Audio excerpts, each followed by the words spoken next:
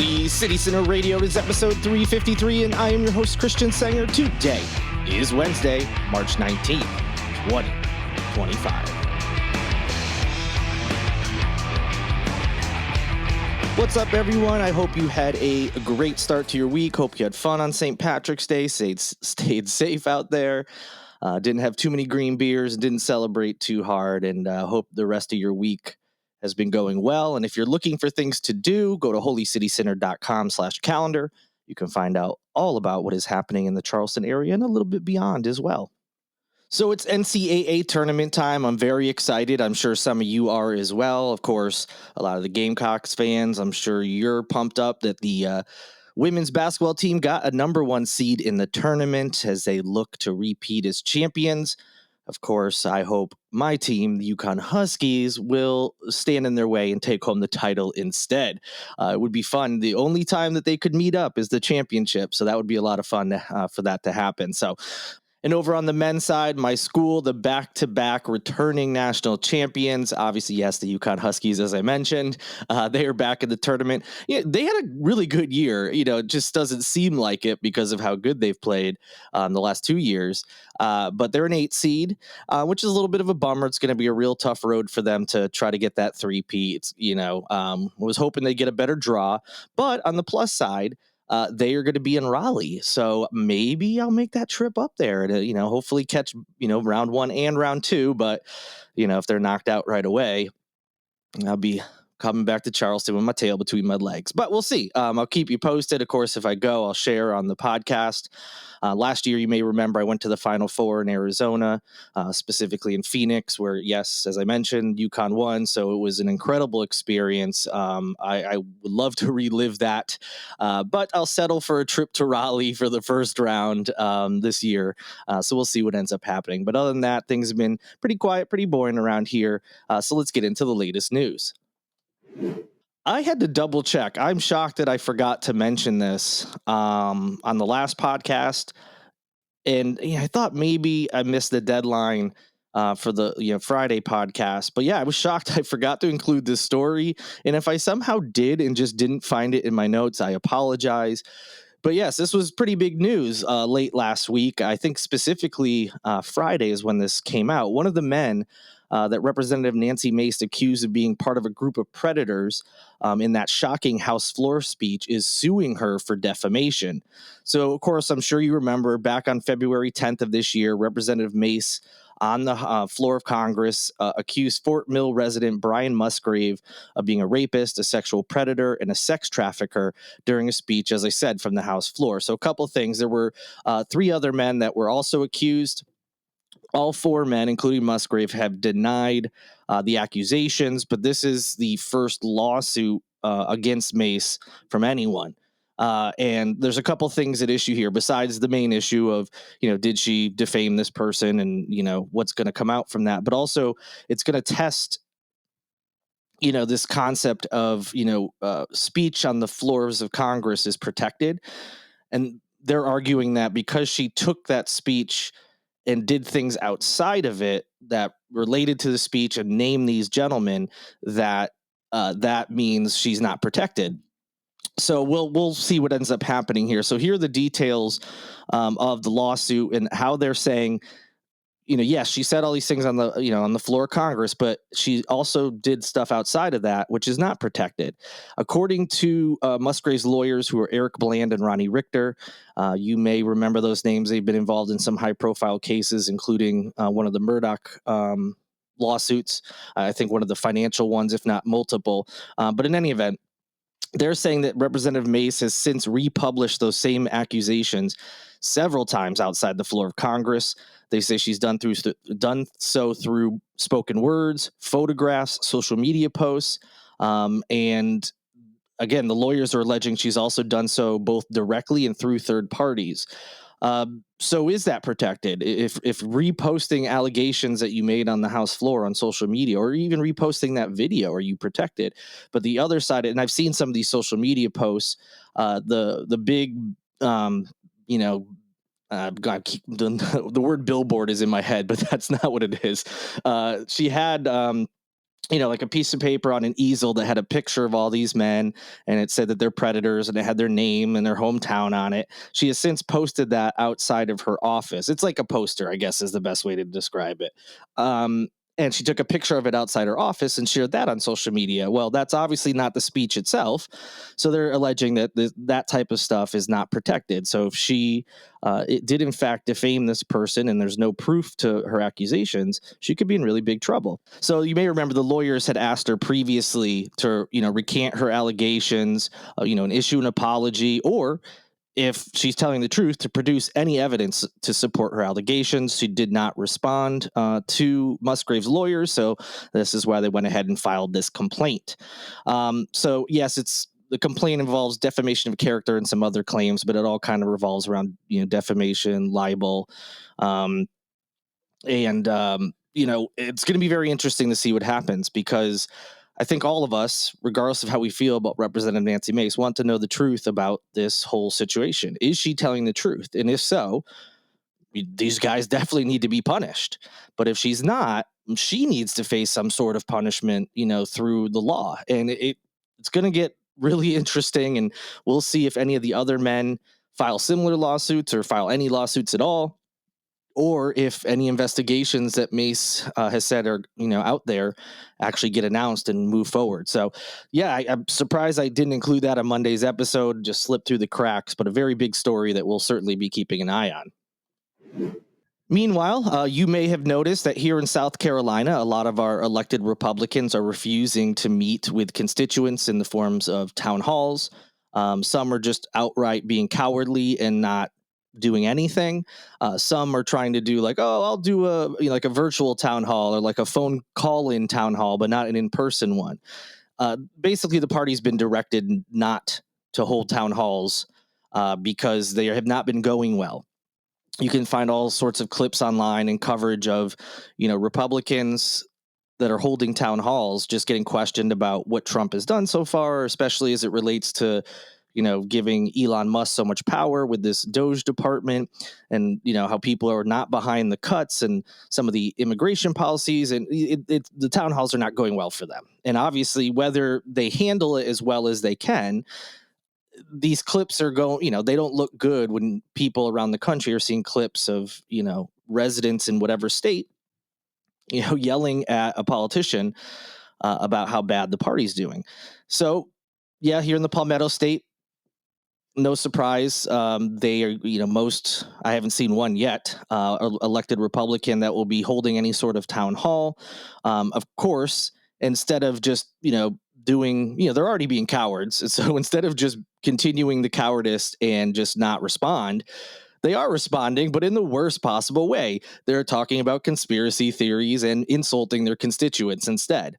So, for example, Senator Lindsey Graham recently dismissed, this request to have town halls because people want to be heard. He just dismissed it as a leftist conspiracy, and then mocked people as being loonies in a Facebook post. Okay, yeah, sure. There are loonies, both sides of the party, not in any party, blah, blah, blah. But these are just regular people, and not all of them are Democrats or leftists. They're just people who want to speak to their elected representative and voice their concerns. It's not a conspiracy. Holding town halls would be the lamest conspiracy ever. Because outside of those clips, what does it really accomplish? Yes, like I said, it could build up sentiment to push for change, but we're not talking about anything crazy here. We're talking about, people just want to know more about what's going on, or they want certain things that they didn't vote for to stop. Meanwhile, Representative Russell Fry, of course, a Republican from Surfside Beach, he accused protesters who heckled him and Lindsey Graham at a recent press conference about the Myrtle Beach wildfires as being backed by liberal financier George Soros. Yes, George Soros. You always hear that name when people on the right are talking about a leftist conspiracy. So he did the same. Meanwhile, Representative Nancy Mace, who I just mentioned, cursed, as she often does, at some of her constituents on social media. She was mad that her office phone lines are being clogged up with demands. She just can't stand that constituents are calling and want to have their voice heard. That's the job, Representative Mace, Representative Fry, and Senator Graham. That's the job. So someone in Mount Pleasant, specifically a councilwoman named Guang Ming Whitley, was felt that was unacceptable. Uh, Whitley is part of the Low Country Accountability Alliance, which paid for a digital billboard to be put up not far from Mace's congressional office on Daniel Island. The billboard says, "Show your face, Mace." It appears in red, all caps lettering against a black background. You can see it on Clements Ferry Road. Beneath it is the group's request that Mace hold an in-person town hall. So Mace rejected those demands back on March 13th. Went to social media to vent about it. She posted a nearly minute-long video where she was, again, upset about all the calls to her office and claimed that they're all coming from the far deranged left. So, again, just assuming everyone who's calling her is, has a political agenda on the left. Not just that, but they're crazy, instead of just, hey, maybe they are on the left, they're not crazy, or they're not leftists at all. You have a lot of people in your district. This is you have people voting Republican some years, Democrat some years, and you have some who vote the same party. This is not, it's become a super safe district due to the gerrymandering, but there are a lot of people who live in this district that are not far left. She went on to say that the little billboard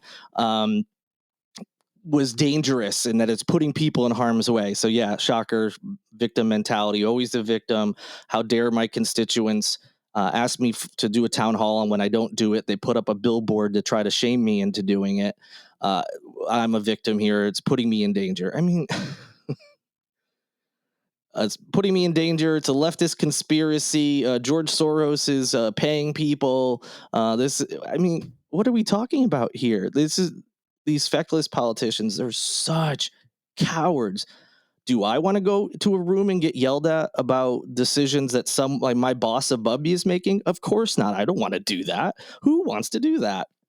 Unfortunately for them, these politicians, that's part of the job. You signed up for this. Show your face to constituents in some fashion. Like I said, even doing a phone call-in town hall where they can have basically full control over what happens versus an in-person town hall. Even doing that is at least something. We already can tell you're not listening and don't care about the constituents, but you're making it obvious when you won't even at least do that. Just cowards, cowards, cowards. Meanwhile, you also may have heard that hundreds of people have been sickened by the measles in Texas and some other areas, but Texas has been hit the hardest. And now some South Carolina doctors are worried that our state's vaccination rates may lead us to be a vulnerable area here, and we could see a spread as well. And of course, doctors are also telling media that they're also having to deal with, you guessed it, misinformation about the vaccine. That is something that is this is frustrating. We eradicated measles in this country. I forget what year it was. It wasn't super long ago, but we eradicated it. It was gone because of our vaccination rates. And here we are in 2025. We have measles outbreaks in multiple states. It's just unreal. The largest outbreak, as I said, is in Texas. There's 259 cases. This is as of a few days back, so I'm sure it's gone up since then. At that time, there were 34 patients that were hospitalized, and they had one death of a school-aged child back on March 14th. There's in a related outbreak happening in New Mexico. 35 have been infected, with 2 hospitalized and 1 death. Again, these numbers are a couple days old, so you can go look up more accurate numbers whenever you're listening to this podcast. Other states that have seen cases, thankfully, just in the single digits, though: California, Georgia, New Jersey. And then there's like 1 or 2 infections in 10 other states, according to the CDC. Of all those patients, just over 300 of the total that we have, 95% were unvaccinated, or their vaccination status was unknown. So the vast majority are unvaccinated, or at least we're just not sure of their vaccination status. I mean, that's not a surprise. As I just mentioned, the vaccine worked to eradicate this disease in this country. Why are doctors here worried? Well, that's because the state's rate of vaccination is below what is accepted as the ideal 95% level. That's where they want vaccination rates to be. but we're actually below the national average of 92.7%. So we don't even have the ideal level, and we're also below the national average. So some concern that we could have an outbreak here and it could spread because of how many unvaccinated people there are. You can visit the link in the show notes to learn more. And of course, you could go look up information about these outbreaks and about the vaccine and all that as well. But just something to keep an eye on. Hopefully, it doesn't come here. I would hate to see some, especially children who, for whatever reason, may be unvaccinated, to see them have to suffer with this. So hopefully, we won't see it come here to this state. Speaking of vaccines, lawmakers here in South Carolina are trying to pass like anti-vaccine legislation, and they're saying it's about the COVID vaccine, but the virus is not even mentioned in this piece of legislation. So obviously, we all remember the pandemic of 2020. All sorts of different opinions out there. Some stuff that maybe felt solid at one time turned out not to be. It was a very tough time as we were dealing with it in real time. And I certainly understood, even my coworkers when I worked at the hospital at the time, even I understood some of them being hesitant to take the vaccine when it first came out, because we were allowed as workers at the hospital to get really early access. Basically when the vaccines came out, we were allowed to get it with whatever that first wave of people was. I think it was people with certain other diseases or issues, elderly. I forget, what the first wave was, but we were allowed to be part of it. And I certainly understood some of their hesitancy, and I still understand to an extent, uh, how long certain people held out. And even people at this point, I get it because there's so much misinformation out there, of course. And also, hey, it is new, and I get some people don't trust medicine and the government and all that. Um, so if there was a bill about COVID-19, saying that you can't mandate that vaccination, look, I'm not going to make a big stink about it. Just like your flu shot, you're not required to get the flu shot most places. Again, when I worked at the hospital, I had to. Um, and the COVID one's still kind of new. Maybe people will be more comfortable, in the future when we've had it for years and years. Kind of like we thought people would be cool with like the measles vaccine because it eradicated measles. It worked, and there were no, significant issues as far as like side effects and things. Um, but this bill isn't about hey, new ones. Let's not mandate anything that's too new. It just broadly mentions vaccines. So this is dangerous when people say, "Oh, the bill is just about this," but you look in the details, like, wait a minute. So the bill, the sponsor of it is State Senator Shane Martin. He's a Republican from Spartanburg. He said his proposed measure, again, is just about the COVID-19 vaccine, but that term and nothing similar to it is found anywhere in the bill. Instead, just the term vaccines is used broadly throughout the text, and it doesn't specify any disease or inoculation by name. The bill is named the Medical Freedom Act. It also states that employers cannot take adverse action against people who refuse to receive vaccines, and limits quarantine duration times as well. So, Medical Freedom Act, you can reach out to, whoever your local representatives are and tell them what you feel about this. But again, if you said to me, hey, I'm still kind of wary about the COVID-19 vaccine, look, whatever. At this point, what are we going to do? Fine. But all these other vaccines that have worked for decades, generations in some instances, uh, that's what this bill is about. And I don't think even people who may be wary about the COVID-19 vaccines, there's people who probably worry about that, but are totally fine with these older ones. So that's why it's important to let people know, even if you think, hey, they're anti-COVID vaccines, but they were totally fine, getting their kids all the shots that they needed. This bill would prevent certain places from, requiring certain vaccines, or it just in general. So spread the word, Medical Freedom Act, let your local legislators know how you feel about it. And lastly, I just wanted to wrap it up with something else dumb. U.S. Representative Joe Wilson, he's a Republican from Springdale. He's been in politics for a long time. Most famously, he's the guy who stood up during a Barack Obama speech in front of Congress and yelled, "You lie." That's about by extent of why you may know his name, unless he's your representative. But his family has been in politics here, and his son is Alan Wilson, who's the attorney general. So just giving you some background into who this person is. He has also been a staunch supporter of Donald Trump, just no wavering on that. And he says he's planning to propose a $250 bill that would include President Trump's portrait on it. Yep, he wants to create a new denomination of currency and put Donald Trump on it. Now, this is dumb because it's dumb, but also dumb because we have a federal law that prohibits any living person from being depicted on U.S. currency. So it's even dumber than it is on the surface. Just wanted to share that little story for you as a nice little dessert to this podcast. Thank you so much for listening. I hope you have a great rest of your week. I'll be back on Friday. Enjoy the NCAA tournament if you're watching it. We've got the NFL draft coming up, so that's also great in sports. And if you're not a sports person, there's plenty of other things to watch and do. Go to holycitycenter.com/calendar to find out what's going on in town. Thank you to Lindsay Marie Collins with LMC Sound System for producing this and every episode of Holy City Center Radio. And thank you to Tyler Boone, whose music you hear in each and every show. I'll be back with you on Friday. Until then, good night and good luck.